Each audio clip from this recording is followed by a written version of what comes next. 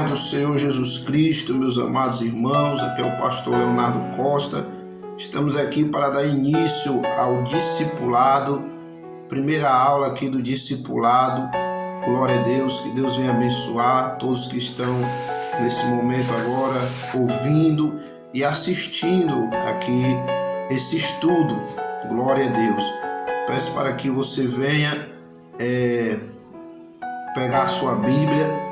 Nesse momento, pegue a sua Bíblia aí para juntos estudar conosco sobre a palavra de Deus. Louvado seja Deus, amém? Nós vamos estar falando o primeiro ponto do discipulado. Vamos estar falando sobre o discípulo e a comunidade, né? O discípulo e a comunidade. A comunidade é a sociedade. Glória a Deus. Qual é o comportamento que nós devemos ter como discípulo diante da sociedade, diante da comunidade que nós vivemos? Louvado seja Deus. Jesus, ele veio à terra, glória a Deus, e Jesus, ele habitou na terra, meus irmãos, e sabemos que Jesus, ele veio ao mundo, né? Ele nasceu em Belém, mas a Bíblia diz que ele cresceu em Nazaré, né? Então Jesus, ele conviveu em meio à sociedade, em meio à comunidade. Glória a Deus. Então, o primeiro ponto desse discipulado que nós vamos estar oferecendo, entregando aos irmãos, é sobre o cristão e a sociedade, o discípulo e a sociedade. Louvado seja Deus, né? Então, glória a Deus. O que a palavra quer dizer discípulo? O que significa a palavra discípulo? Discípulo significa aprendiz, né? É aquele que está aprendendo, aquele que está sendo ensinado pela palavra do Senhor. Então todos nós somos discípulos, né? Eu e você somos discípulos de Jesus. Então nós, como discípulos de Jesus, louvado seja Deus, nós estamos aprendendo. A palavra discípulos quer dizer aprendiz, e todo cristão, ele é um aprendiz, né? Ele está aprendendo a palavra de Deus, ele está aprendendo com o Senhor. Louvado seja o nome do Senhor Jesus. Amém, igreja? Então, o cristão e a sociedade, o discípulo e a sociedade ou a comunidade. O que Jesus disse que nós éramos na sociedade e na comunidade? Jesus vai dizer que nós somos a luz e o sal da terra. Louvado seja Deus, né?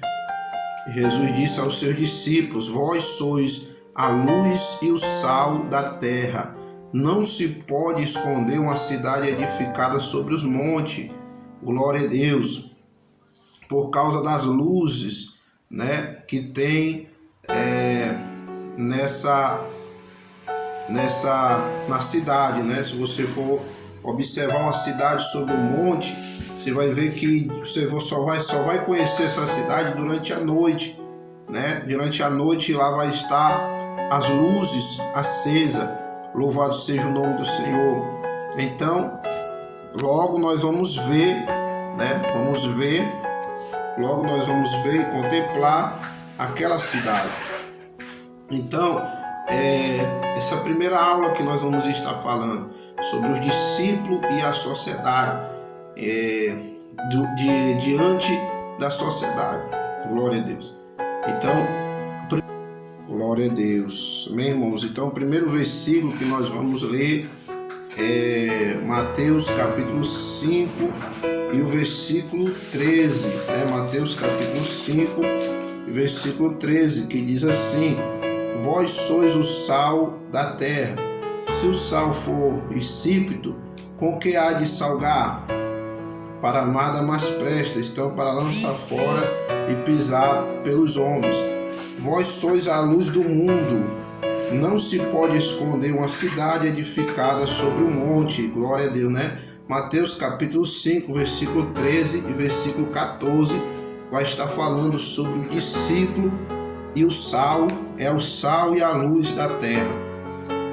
Então, irmão, já falei para os irmãos que o discípulo, a palavra discípulo quer dizer aprendiz.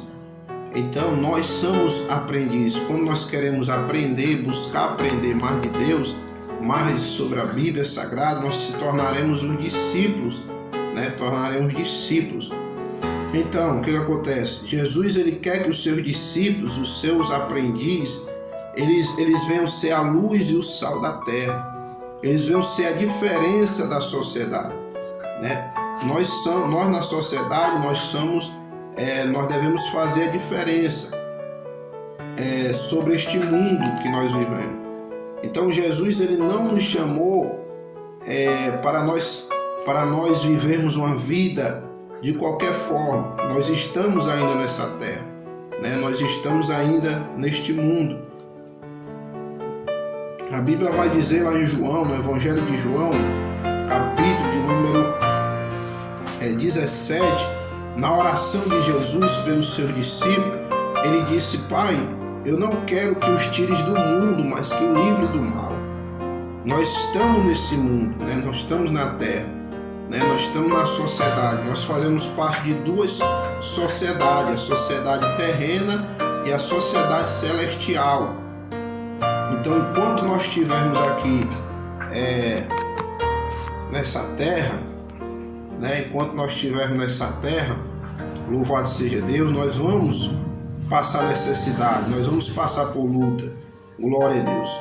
Mas nós temos que ser diferente, nós temos que fazer a diferença na terra, louvado seja Deus. Então, o que é que Jesus quer de mim e de você diante da sociedade? Que nós venhamos ser o sal e a luz do mundo, louvado seja Deus. E aí nós temos o primeiro ponto que foi dado, né? A vida do crente também se projeta na comunidade. É da própria natureza humana a necessidade de companheirismo, disse Jesus. Não peço que os tires do mal, mas que os livres do mal. João 17, capítulo 17, versículo 5. Não peço que os tires do mundo, mas que os livres do mal. Louvado seja Deus. Então nós vemos... Glória a Deus, vamos dar continuidade aqui ao nosso estudo e ao nosso discipulado, amém? Nós falamos a respeito do cristão e a sociedade, estamos falando a respeito do cristão, a sociedade ou a comunidade. Jesus, ele disse que nós somos a luz do mundo e o sal da terra. Jesus, ele quer que nós sejamos diferentes neste mundo. Jesus, ele não nos tirou do meio do mundo, do meio do povo, da sociedade, da comunidade, não. Pelo contrário, Jesus nos colocou para nós fazermos a diferença. Louvado seja Deus. Então nós temos que fazer a diferença para a glória de Deus, em nome de Jesus. Então, meus irmãos, nós vamos dar aqui outros pontos sobre a fé e a esperança, né? Como nós vamos fazer a diferença? Como nós vamos fazer a diferença nesse mundo? Como é que nós vamos fazer a diferença? Louvado seja Deus. Usando a fé e usando a esperança, né? Duas armas que Jesus, ele nos deu para nós fazer a diferença, para os discípulos mostrarem que é diferente. Glória a Deus. Que a fé, a Bíblia diz que a fé é o firme fundamento das coisas que se espera e a prova das coisas que se não vê. Está escrito lá em Hebreus, capítulo 11, versículo 1. Vai falar sobre a fé, que é o firme fundamento das coisas que se espera e a prova das coisas que se não vê, né? E qual é a fé verdadeira? Qual é a fé para você, a fé verdadeira para você, né? Responde aí nos comentários, qual é a fé verdadeira para você? Responde aí para nós nos comentários, em nome de Jesus. Que a fé verdadeira, irmãos, é a fé seguida por obediência. Então, nós, discípulos, temos que mostrar a fé seguido por obediência, né? Foi colocado na palavra do Senhor. Lá em Tiago, capítulo 2, se você for ler o capítulo todinho, Tiago vai dizer que a fé sem as obras é morta.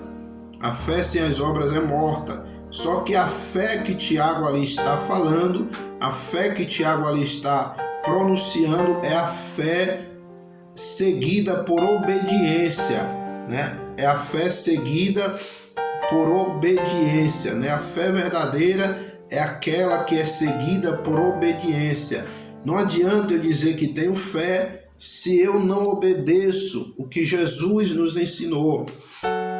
Né? Jesus nos ensinou a amar, Jesus nos ensinou a perdoar, Jesus nos ensinou a nós sermos diferentes, louvado seja Deus, né? Obedecendo a Deus, obedecendo ao Pai. Então esse foi o ensinamento de Jesus para nossas vidas. Então nós temos que seguir o que Jesus ensinou. A fé seguido de obediência, obedecer. Então, se você tem fé e obedece, nós só vamos fazer a diferença nessa sociedade, nós só vamos fazer a diferença nesse mundo se nós usarmos a fé seguida por obediência. Louvado seja Deus. Amém? Então, é a fé. O que é fé? Está lá em Hebreus 11, versículo 1, firme fundamento das coisas que se espera e a prova das coisas que se não vê. Em Hebreus também vai dizer que sem fé é impossível agradar a Deus. Então já foi colocado sobre a fé. E aí nós vamos ter que ter também a esperança. Nós vamos dar aqui esses 2 pontos. Tem que ter a esperança também. Louvado seja Deus. O cristão e a esperança. Uma nova esperança resulta também em esperança acorada na salvação. Vale solicitar que a esperança do cristão nunca morre. A esperança do cristão nunca morre, pois a Bíblia diz: o choro dura uma noite, mas a alegria vem ao amanhecer. Salmo capítulo 30, versículo 5. Então, existe uma história, uma conversa aí que diz do mundo, né, que diz que a esperança é a única que morre, é a última que morre, né? Só que a esperança do cristão, do crente, ele nunca morre. Ela sempre está de pé, sempre está renovada. Glória a Deus. Em outras palavras, a esperança traz certeza, não só para a eternidade, mas também para a vida eterna. O salvo é, portanto, que a força da sua fé está acima das circunstâncias, certo? Louvado seja Deus. Uma pergunta: onde está a esperança? Romanos capítulo 5, versículo 5 diz que a esperança não traz confusão. Romanos capítulo 5, versículo 5 diz que a esperança não traz confusão. Portanto, o amor de Deus foi derramado no nosso coração pelo Espírito Santo que nos foi dado. Louvado seja o nome do Senhor. Então, amados irmãos, a esperança está dentro do nosso coração. Todo cristão ele tem essa esperança, que é a confiança em Deus, né? E essa esperança tem que ser colocada em prática. A esperança no nosso dia a dia, né? A esperança tem que ser colocada em prática no nosso dia a dia. Louvado seja o nome do Senhor. A esperança a diferença entre a fé e a esperança. Você sabe qual é a diferença entre a fé e a esperança? Coloque aí nos comentários aí sobre a diferença da fé e da esperança. Eu vou responder aqui para você. A fé, a Bíblia diz, Hebreus 11, que eu já citei, é o firme fundamento das coisas que se espera e a prova das coisas que se não vê. E a esperança é a confiança em Deus, né? Confiança em Deus. A fé é o fundamento, né? É a certeza, da bênção, a certeza do que nós cremos que esperamos. Já a esperança é a confiança, né? É aquilo que nós confiamos. Louvado seja Deus. A fé já é a certeza que vamos conquistar. A esperança é a confiança em Deus durante a caminhada, durante o caminho, esperando, aleluia, conquistar as bênçãos do Senhor. Louvado seja o nome do Senhor Jesus Cristo. Então, amados irmãos, a vida do cristão, a vida de nós cristãos, ela só separada na escrita, né? A vida de nós cristãos na escrita na Bíblia, para sabermos a diferença, mas elas andam juntas. A fé e a esperança, elas andam juntas. Elas são diferentes, né? Elas têm funções diferentes, mas elas andam juntas, né? A fé e a esperança, elas andam juntas. A esperança na sociedade.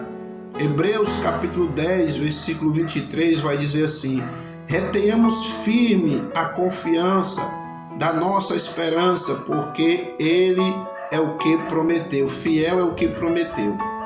A Bíblia está dizendo para nós mantermos firme a confiança na esperança, porque Deus é fiel. Louvado seja Deus. Não podemos deixar que a sociedade atual que vivemos possa tirar a esperança que há no nosso coração pela palavra de Deus e na confiança em Deus. Então nós não podemos deixar, irmãos, que a sociedade, que o mundo venha tirar a esperança que está em Deus no nosso coração. Amém? Louvado seja o nome do Senhor. Então que nós venhamos confiar, que nós venhamos permanecer confiante em Deus. Não deixe que o mundo, que a sociedade venha tirar essa esperança, que as coisas desse mundo venham tirar essa esperança. Amém?